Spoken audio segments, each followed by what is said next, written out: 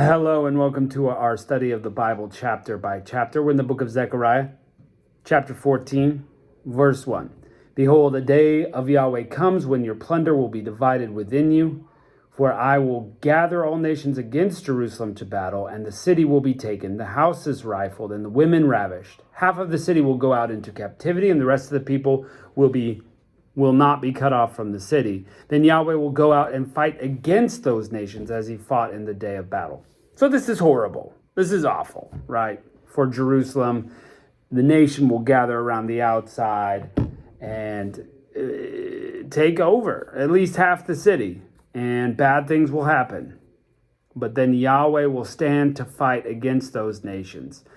Verse 4, his feet will stand in that day on the Mount of Olives, which is before Jerusalem in the east, and the Mount of Olives will be split in two from east to west, making a great valley. Half the mountain will move to the north and half of it towards the south. That's pretty incredible.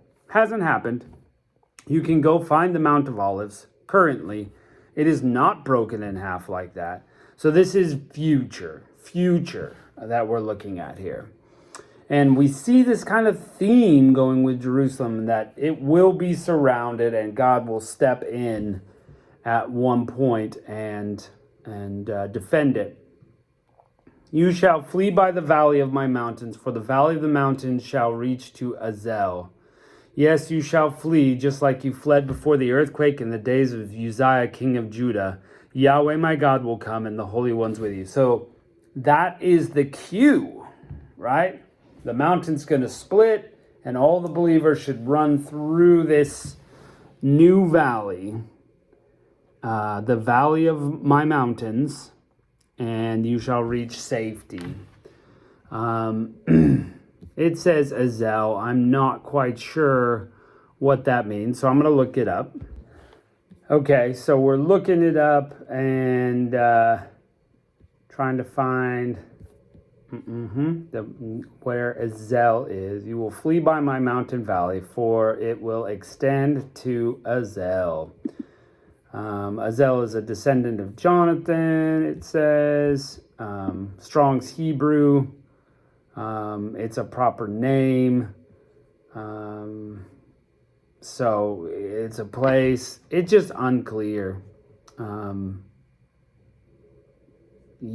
So perhaps it's a place of protection, a place of hiding. Hard to tell. It could just be a name that people will call it, and it's being prophesied.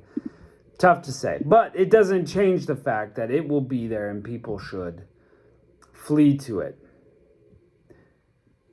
Yes, you shall flee, just like you fled before the earthquake in the days of Uzziah, king of Judah. Yahweh my God will come, and all the holy ones with you. So protection by God, protection by the holy ones at that point. It will happen in that day that there will not be light, cold, or frost. It will be a unique day which is known to Yahweh. Not day and not night, but it will come to pass that at evening there will be light. So for a time, it is going to be dark.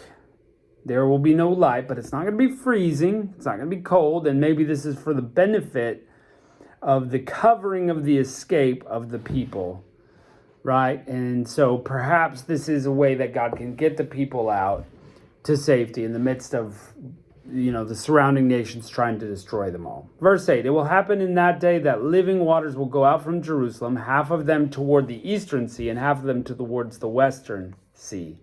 It will be so in summer and in winter. So at that point, water just flowing. Summer and winter, same thing. Yahweh will be king over all the earth in that day. Yahweh will be one and his name one. So he's now set himself up as king to be over it. And you see some of these pictures. I'm just picturing the book of Revelation again, talking about how this river is going to go, and someone measures it. And now that I'm looking at it, it's really Ezekiel chapter 47. It's not Revelation, pardon about that. But the waters are flowing and he has to go measure it, and it starts at his ankles, and then as he goes farther up to his knees and his waist, and then he has to swim. He can't walk through it anymore. So you see these kind of surrounding Jerusalem, God's miraculous providing in several prophetic places. So this is really fascinating. And it just needs doing, but it would be a lot of work to just kind of pull all these together and pull it back out to make a picture. You know, there's a little bit here in Ezekiel, and there's a little bit in our passage today in Zechariah, and of course there's a lot in Revelation, you know, just to put them all together and get a clearer picture, or as clear as we can get, right? That would be interesting. Future project, I guess. Verse 9, Yahweh will be king over all the earth. In that day, Yahweh will be one and his name one. And the land will be made like the Arabah, from Geba to Rimmon, south of Jerusalem. And she will be lifted up and will dwell in her place, from Benjamin's gate to the place of the first gate, to the corner gate, from the tower of Hananel to the king's wine presses. Men will dwell therein, and there will be no more curse, but Jerusalem will dwell in safety. Okay, so they've been surrounded. God steps in and intervenes and makes the place a place of safety once more. And this is what you want, is hope from God. Hope. And it's not false hope. It's not, oh, I hope it will happen, but the assurance that it will happen the way God says. There will be peace in Jerusalem when he is reigning there on his throne. And we see this in the book of Revelation too. Verse 12, this will be the plague with which Yahweh will strike all the peoples who fought against Jerusalem. Their flesh will consume away while they're standing on their feet. Their eyes will consume away in their sockets, and their tongue will consume away in their mouth. Ugh. Yeah, can you just picture it? It's just the eyes going back in the sockets and being just melting away, and they can't see anymore, and their flesh is off the face. It's like, was that Indiana Jones, where the guy drinks the cup and he just suddenly gets so old immediately? Nasty. It will happen that day that a great panic from Yahweh will be among them, and they will seize the hand of his neighbor, and the hand will raise up against the hand of his neighbor. Judah also will fight at Jerusalem, and the wealth of the surrounding nations will be gathered together, gold, silver, and clothing in great abundance. So, yeah.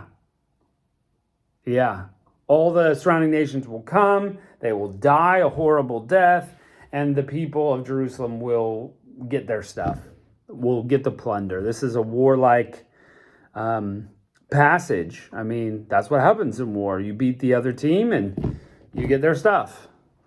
A plague like this will fall on the horse, on the mule, on the camel, and on the donkey, and all the animals that will be in those camps. Nasty flesh-eating virus God is sending.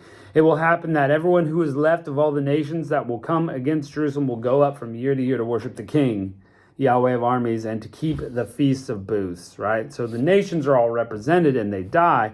But back home, those people go, oh, God is really God. We better go up and worship him. And not only that, they're going to keep specifically the Feast of Booths, which is really interesting. This is where they go outside and they build a structure and live outside. The people of Israel did it when they came out of Egypt to remember that God brought them out. And now it's being celebrated in the 1,000-year reign again. And everybody's going to celebrate it all over the world. And so that's interesting to me. In that day, there will be inscribed on the bells of the horses, holy to the Lord, Yahweh. And the pots in Yahweh's house will be like bowls before the altar. Yes, every pot in Jerusalem and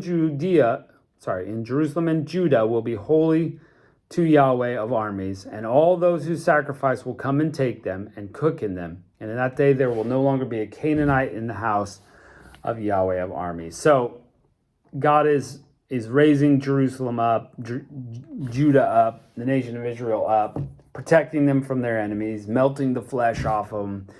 And now God is in control. There's peace. And, it's only people there who are going to worship God. There will not be a foreign God in sight because God is king over all the earth. And so, it's going to be amazing. And I mean amazing, not all good amazing, but amazing. Like God is going to be doing things. And that to me is cool. This flesh-eating virus thing, pretty hardcore. What do you make of this? that we need to be on God's team. You know, we can't be part of the nations that rise up and fight against Israel. You know, God's protection is on them. Would you like that flesh-eating virus? I would not. Thank you very much. Serve God the King, you know. That's what you need to do. And know that God can do just crazy, miraculous stuff to protect his people, to do what he intends to accomplish. I mean, split the mountain apart, the flesh-eating virus, water flowing out of Jerusalem. That's all amazing stuff that God is going to do, showing the sign that he is truly king, much like he did in Egypt with the plagues. He showed there is no God but me, and everybody knew it. That will happen again. That's this day.